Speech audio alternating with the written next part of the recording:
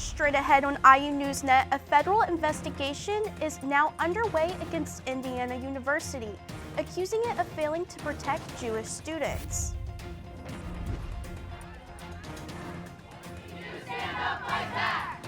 Voices rise over the loss of women's rights. We'll take you to a campus march for women, organized by a freshman student. And students at Edgewood High School are brewing more than coffee. We'll take you inside their student-run shop and see what it's like to combine caffeine with a lesson in business. IU NewsNet starts now.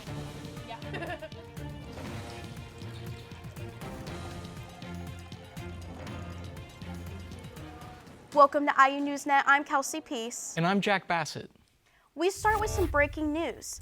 IU has finally announced its new chancellor for the Bloomington campus. After a long search, former faculty member David Reingold will serve in the re-established role of executive vice president and chancellor for the Bloomington campus.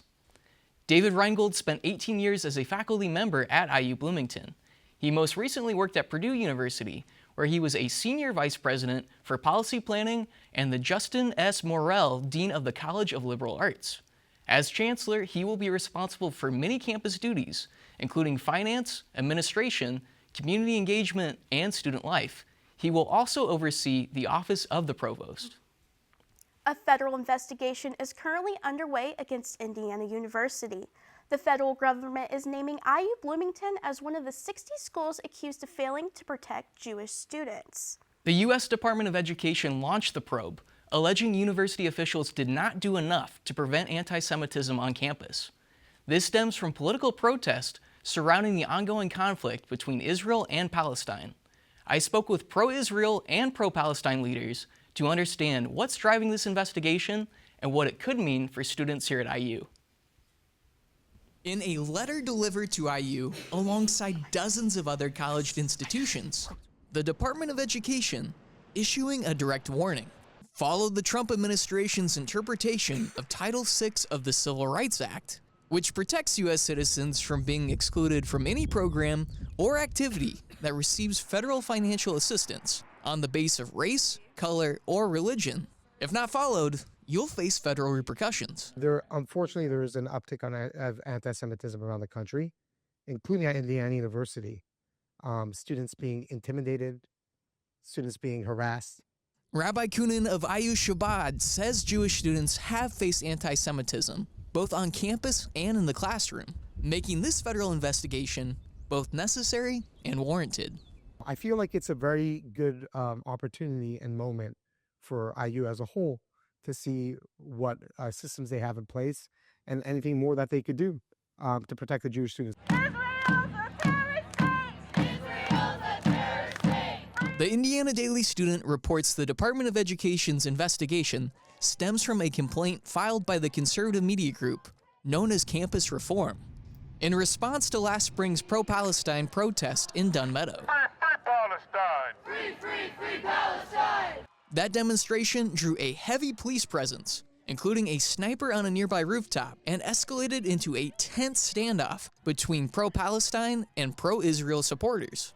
Supporters of Israel and Israel's apartheid and genocide very often use anti-Semitism as a weapon against the people who are voicing legitimate criticism of Israel. Protester Bryce Green, who took part in the demonstration, says criticizing Israel's policies is not anti-Semitism. Instead, he argues the movement is about holding IU accountable. By framing criticism of Israel as anti-Semitic, the federal government, in support of Israel's genocide, is trying to get students, faculty, and staff, and all IU community members to stop criticizing Israel. But the fact is, Israel's committing genocide, and it's incumbent on anyone of humanity and conscience to speak out against that. What's at stake in this federal investigation? Federal funding. Columbia University, one of the 60 schools under the Trump administration's anti-Semitism probe, has already seen over $400 million in grants and contracts stripped away due to their pro-Palestine protest on campus. While it is unclear what impact this investigation could have on Indiana University, IU has remained silent. I reached out to IU spokesman Mark Bodie for comment, but received no response. This week, the Trump administration took the first step towards gutting the U.S. Department of Education. That agency manages federal college loans, tracks student achievement, and enforces civil rights violations in schools. The administration fired more than 1,300 employees. That's nearly half of the entire Department of Education. Dismantling the department entirely would take congressional approval. They say the cuts are about efficiency, accountability, and returning control to the states. We asked an expert what it means for aspiring educators right here at IU and elsewhere. It looks like for students with disabilities or other special needs, there's going to be a lot less out there for them. So schools are going to be working with fewer resources. That means that people who are going into teaching are probably going to be even more overworked than they already are. Professor Barton also said that teachers might have to work longer hours to compensate for dwindling student resources. March is Women's History Month, but women across the country and right here on campus say their rights are taking a hit, with changes being made in many state and federal laws. That prompted one student to do something about it. IU NewsNet's Olivia Wilson has the story. Olivia? Yes, that's right. IU students in the Bloomington community gathered at Showalter Fountain this Sunday to march for women's health care and voting rights, and an IU freshman organized the whole thing. Hey, hey, mister, get your laws off my sister! With chanting, singing, a guest speaker, and a whole lot of passion, IU had its first women's march in nearly 8 years. So I will not go back. I will not be silent. I will not give in. Event organizer Maggie Williams is just a freshman. She was inspired to bring back this event after the outcome of the presidential election. So I wanted to create a space that we could all come together and take up space and use our voices and kind of remind people that, you know, we're still here and we're still willing to fight and do all this stuff. IU student government, Theta Nu Xi, Women in Government, and Girl Up joined Williams in her efforts to ensure women who will not lay down, we do not consent, and we will never shut up, are heard. This is the chant list for the IU Women's March, with chants like, Not the church, not the state, women will decide their fate. Students in the community are chanting to provide a sense of belonging and understanding, especially when many attendees feel isolated due to the current state of our political climate. IU freshman Anna Schweitzer expressed her feelings with a homemade sign. A woman should be in the resistance as like a contrast to a woman should be in the kitchen. A woman's place should not be where they're told to be. A woman's place should be anywhere that they want to be. Williams hopes the march is just the beginning, a chance to create a place for not only resistance, but comfort and care as well. Having a safe, comfortable, fun environment that they feel that they can use their voice and that they can feel that other people are hearing them and are there for them. Williams plans to make the Women's March an annual event in hopes of continuing that safe, comfortable, fun environment for student advocates. Now back to you at the desk. Thanks, Olivia. 30 IU students will head to Atlanta for spring break next week for MLK Civil Rights, the Immersion Series. The annual program organized by IU's Community Education Program focuses on promoting community, diversity, and social justice. The series kicked off in January at Maxwell Hall with a luncheon featuring Dr. Melissa Wood Bartholomew, Associate Dean and Professor at the Harvard Divinity School. Inspired by Dr. King's book, A Strength to Love, she highlights the importance of personal reflection in creating a beloved community. And focus on her ancestors and her past to be able to heal through the idea of love and preaching about MLK's message. So we brought about that, and then it's also going along with our MLK Immersion series, which will be going to Atlanta in March. Students in the program will visit sites like the King Center, Ebenezer Baptist Church, Spelman College, and the Georgia Aquarium. One of the most heavily traveled roads near campus has become one of the most dangerous, especially for cyclists. But now there's work underway to remedy the situation on 7th Street, as IU NewsNet's Isaac Perlich reports. At around 9:30 a.m. January 29th, a cyclist was riding on the 7-line bike lane along 7th Street when he collided with a city bus. He's far from the only cyclist to have trouble along this stretch. I live right on 7th Street, and I just hear all the crashes that are going on a regular basis or the near misses. In 2021, after construction of the 7 line, the city of Bloomington removed stop signs at several intersections. Now, they're back. What we found was when we removed them, just the number of crashes at the intersections really skyrocketed. And when we do projects, we hope that we're reducing crashes, and so it had the opposite effect of what we're trying. The intersections at Morton, Washington, Lincoln, and Grant Streets will have them up for the next 180 days. But an ordinance from City Council would make them permanent. This window stretches into late August, early September, and while the new stop signs will certainly be an adjustment for everybody, it's not the only news here on 7th Street. The portion of the 7 line running between Grant and Dunn Streets is closed through November, clearing the way for construction of an $81 million redevelopment at the old Poplar site. Sabor says the city tried to choose the best alternative. I'm not going to say we're happy to close it or that it's the case, but it's choosing between bad options for something that's hopefully in the long term good. Medlin says at the end of the day, safety should be the number 1 priority. Cyclists are human. We've got family and things of that nature. We want to get to a point to point on safely, just like everybody else. Sabor agrees. As an engineer, I feel like it's my ethical responsibility to prioritize safety above convenience. And so I'm just feeling like this will reduce the number of crashes and ultimately make our city safer. For IU NewsNet, I'm Isaac Perlick. More safety news. If you frequently drive on East 3rd Street near campus, you might notice a change after spring break. The city of Bloomington is looking to enhance safety for drivers, cyclists, and pedestrians around the south edge of campus.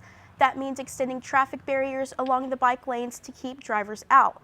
This measure is phase 2 of the East 3rd Street Protected Bicycle Lane project and is expected to be finished by March 22nd, right before students return to campus. And speaking of safety, the city of Bloomington has a new online resource to help keep you safer on the street. It's called Crash Hub. It's the online interactive resource that's aimed at spreading traffic safety awareness. The resource features a crash data dashboard as well as priorities for roadway safety map.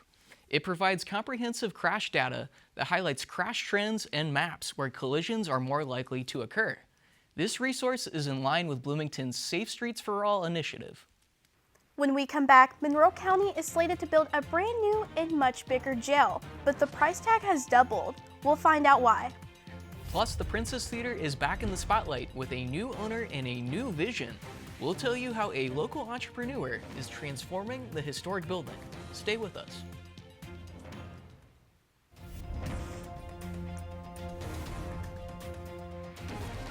Welcome back. The price to build a new Monroe County jail is rising dramatically. In fact, the projected cost has doubled. IU NewsNet's Ava from Yuga joins us with details. Ava? Thanks, guys. That's right. The land behind me here may not look like much right now, but soon it will be the site of the new Monroe County Jail, holding between 400 and 500 beds. This property was purchased for just under $11.4 million, but the full project cost has significantly increased to $237 million from its original $106 million estimate. This can be attributed to several factors, including the suspected increase of the cost of materials. Controversy surrounding the cost of operations has arisen, and discussions are underway relating to how to keep the cost down as much as possible for taxpayers. It's going to be the people who are out there working for a living, paying for this, and many of them cannot afford the kind of luxurious spaces that it appears that is being discussed. The details of the new facility are still being finalized, with increasing concerns over the rising cost and how it will affect local residents. The new jail is designed to address the overcrowding issues causing problems at the current facility while focusing on improving inmate rehabilitation. The goal is to build a safer, more efficient justice system and prevent the issues that have plagued the current facility. Thanks, guys. Now back to you. Thanks, Ava. The WonderLab Science Museum of Science, Health, and Technology in Bloomington has hired a new executive director. His name is Dallas Evans, and he worked as the lead curator for the Nature and Science at the Children's Museum in Indianapolis. The change comes as Karen Jepson, one of the first WonderLab employees, announced her retirement in October. WonderLab is the only hands-on science center for families near Bloomington. The historic Princess Theater in downtown Bloomington is getting a makeover, and the new owner is already moving forward with big plans. Entrepreneur Neil Patzner recently purchased the building and plans to turn it into a seafood restaurant. He's focused on preserving the building's iconic facade and stained glass, with repairs scheduled to begin soon. The Princess Theater, built in 1912 and listed on the National Registry of Historic Places, holds deep significance in the community. And when one Bloomington building gets a fresh start, so does another. The former Lucky's Market, located on South Walnut Street, is being transformed into an entertainment center, set to open this May. Hoosier Alley Entertainment will feature 20 bowling lanes, with 6 axe throwing lanes, 50 arcade games, bumper cars, and a 2-story laser tag space. There will also be 3 indoor pickleball courts that can double as a skating rink. In addition to the many activities, customers will be offered a selection of food and drink. For more updates on the center, follow Hoosier Alley Entertainment on Instagram and Facebook. In case axe throwing and bowling wasn't thrilling enough, how about a coffee shop run entirely by high schoolers? I talked to students at Edgewood High School about their experience working at the Coffee Corral. Can you hand me the frother, Maggie? While student employees of the Coffee Corral are perfecting their espresso and experimenting with flavor combos, they're also learning skills that will last them a lifetime. Edgewood High School sophomore Maggie Turner is a testament to that. I feel like I'm definitely more confident when it comes to talking to new people. I've gotten that from learning how to cooperate with my coworkers as well as learning to talk to customers. The Coffee Corral is Turner's first job. She and other students are learning skills in food safety, customer service, and money management, all in one class period. Skills that serve as a gateway right into a future career. Myers. You can learn here at a lower risk situation. Everyone is learning, everyone knows you're learning, and then you can take those skills and apply them to your future career. In just short of 2 years, these students have managed to turn the Coffee Corral into a full-fledged business, from the paid employees to the marketing strategy to the boba tea. Although it wasn't always such a booming opportunity, the students made it that way. There was so much stuff to do, and I didn't know how to do a lot of it because I've never had that experience before. And so it was really scary coming in. We've done a lot. You know, I think what the most important thing that we've done is we're getting the business set up. It's even become a school-wide effort. Students who are taking art, marketing, and even nutrition have helped build what the Coffee Corral is today. And they are nowhere near finished. I hope to see it grow so large that it can't stay underneath the school anymore. That we can get so many kids involved here at the school that it becomes a separate entity. The Coffee Corral is not the only student-run high school coffee shop near Bloomington. Bloomington High School South Scholarships is taking off and celebrating their 1-year anniversary in April. You know, Kelsey, as someone that loves about 4 cups of coffee a day, I think I would give these high schools a ton of business. Oh yeah, I would love to see a little Battle of the Baristas high school version. Oh yeah, I'm there for that. When we come back, men's basketball begins actions in the Big Ten tournament. We'll paint the postseason picture. Plus, how one IU wrestler used his skills on the mat to cope with grief away from the sport. IU NewsNet Sports is coming up. Stay with us.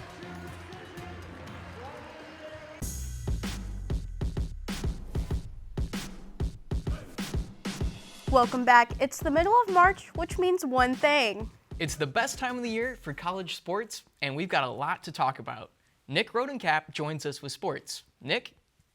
Thanks, guys. For the second week running, Indiana basketball is in action as we tape this newscast. This week, it's the men's turn.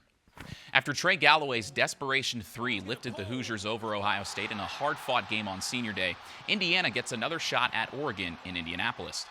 Most bracketologists agree that Mike Woodson's team is in the NCAA tournament unless there are multiple bid stealers. Those are teams with worse resumes winning their conference tournaments and getting automatic bids to March Madness.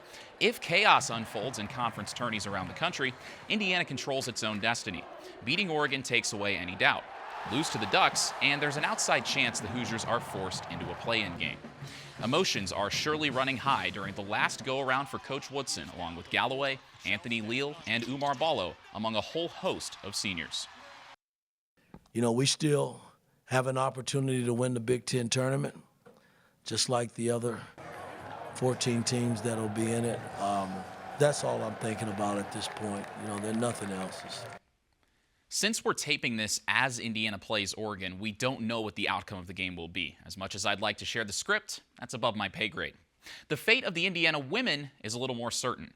They bowed out of the conference tournament after taking regular season champ USC down to the wire. Yarden Garzone led Indiana with 27 points on 5 of 10 three-point shooting, but USC superstar Juju Watkins had a 31-point double-double, combining with forward Kiki Iriafen for 52 of the Trojans' 84 points in the 5-point victory. In her first year post-Mackenzie Holmes, IU head coach Terry Morin led the team through early struggles and has them playing their best at the right time. We know that the next tournament is kind of similar to this. If you don't win, you're done, right? So, I feel really good about our group as far as competitive energy level, experience, all of it. We'll be ready. The NCAA Tournament Selection Show airs at 8 p.m. Sunday on ESPN. The IU softball team hosted 2 midweek non-conference games looking to keep their momentum from the Hoosier Classic this past weekend. Indiana took down Butler 15-0 in 5 innings on Tuesday for their 6th straight run rule victory. On Wednesday, IU trailed Southern Indiana by 3 in the bottom of the 6th when Taylor Minnick hit what would be the game-winning grand slam. The Hoosiers held on in the 7th and took home the win, 6-5. Coach Shonda Stanton had high praise for Minnick after the game. She's a professional hitter. She prepares, in terms of her approach mentally. She gets the job done as far as a rat and getting her hitting in every day. She works on her craft. That's what studs do. She'll go down as one of the greats ever to wear this uniform. And how cool is that? Right down the road from here. Hometown Hoosier, hometown hero. The Hoosiers moved to 19-5 on the season and have a 7-game winning streak going into conference play. They open their Big Ten schedule with a 2-game series against Iowa at home this weekend. After losing a series to Penn State for the first time since 2008, Indiana baseball beat Indiana State in Terre Haute on Tuesday. The Hoosiers took down the Sycamores 9-4 on Tuesday afternoon, improving to 8-9 on the season. Indiana's pitching staff was strong, with 5 lesser-utilized pitchers turning in encouraging performances as the Hoosiers search for depth on the mound. Jeff Mercer's team now turns its attention to Ohio State. The Buckeyes come to town for a 3-game series beginning on Friday, and Mercer says a return home means getting back to basics.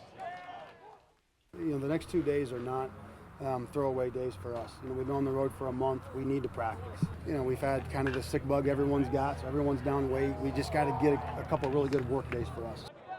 Indiana has struggled to play sound baseball on the mound, at the plate, and in the field all at once, leading to many losses that just as easily could have been wins. With a large stretch of home games on the horizon, the Hoosiers look to return to form in a familiar setting as they eye their 3rd straight trip to the NCAA tournament. And with Little 500 just around the corner, Indiana University cyclists took their training from the track to the road this weekend. The IU Cycling Club's annual Candy Stripe Classic brought cyclists from across the country to compete in a road race through the Morgan-Monroe State Forest. Saturday's events included races ranging from 28 to 70 miles, following a 5.6-mile time trial earlier that morning.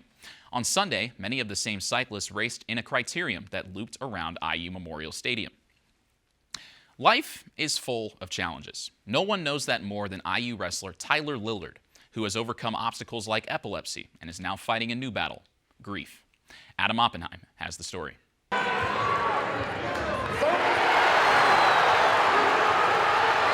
Indiana wrestler Tyler Lillard is almost always smiling, but on the inside, it isn't always easy. It's been a bit of an emotional roller coaster. I would say it's kind of taken a toll on me, definitely mentally and emotionally right now. It's just been it's just rough. Tyler's brother, JJ, passed away in a bike accident in September at the age of 24. A lot of the grief has kind of led into some sadness and depression. Tyler's head coach, Angel Escobedo, has gone through a similar situation. His brother passed away in 2021. I've seen him have good days and bad days, and I told him that's what it is. It's just always about trying to remember them and, keep pushing forward because that's what they would want. On the mat, Tyler is 19-7 and ranked 19th in the country at 165 pounds.